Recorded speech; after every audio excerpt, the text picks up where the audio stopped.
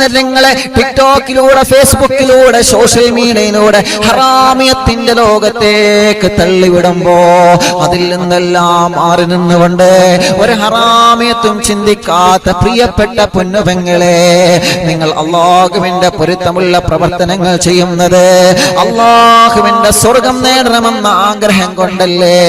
ആ സ്വർഗം നിങ്ങൾക്ക് നഷ്ടപ്പെടുന്നതാണ് ഭർത്താവിന്റെ ഒരു പിണക്കം കൊണ്ട്.